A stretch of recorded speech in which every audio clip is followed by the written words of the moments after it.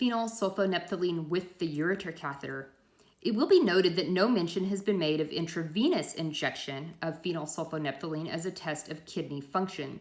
Intravenous injection presents no advantages for routine work and many disadvantages, for it concentrates the output so much as markedly to increase the possible technical error. But other considerations control our choice of method when employing the ureter catheter. In the first place, speed is imperative, both out of consideration to the patient and because the ureter catheter so readily becomes occluded. Moreover, many perfectly normal persons exhibit, as physical evidence of the nervous shock due to cystoscopy, a marked nervous polyuria. This polyuria is associated with a marked inhibition of the excretion of solids. Under such circumstances, the normal kidney may excrete only a trace of phenolsulphonephthalein if the drug is injected intramuscularly.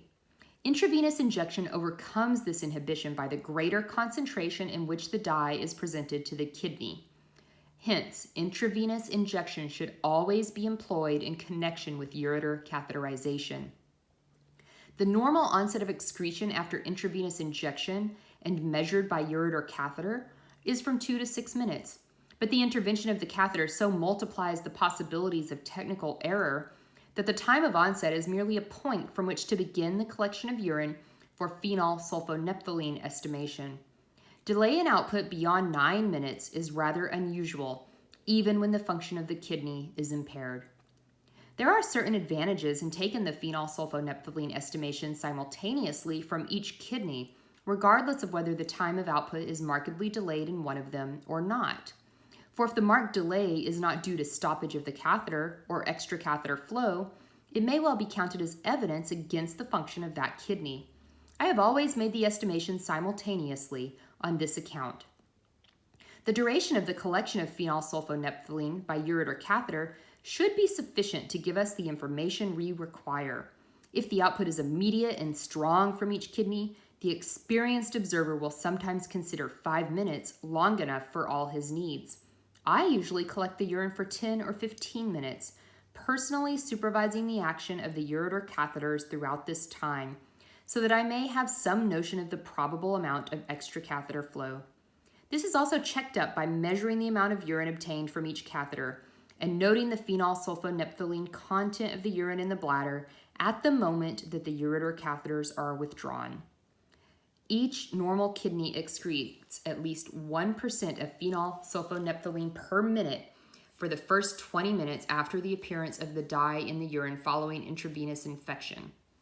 The test is thus applied as much more sensitive than urea estimation and will be found to vary much more widely.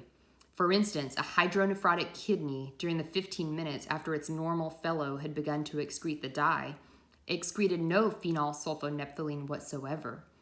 Yet the urea percentage in the urine excreted by this kidney was 0.8%.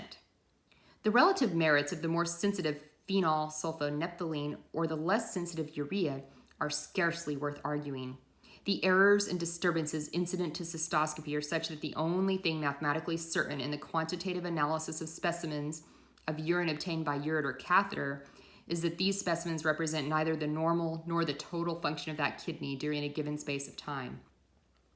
The object of employing the phenolsulphonephthalein test with the ureter catheter is to obtain ready confirmation of the conclusions derived from microscopic analysis and urea estimation of the urines obtained separately from the two kidneys. The most dependable features of the urines thus obtained are the microanalysis for pus and bacteria and the estimation of urea percent. But the added volumetric estimation of total quantity of urine, total quantity of urea, and percentage of phenolsulphonephthalein strengthen our impression in otherwise doubtful cases. When they disagree and the disagreement is not plainly explicable on grounds of technical error, the ureter should again be catheterized.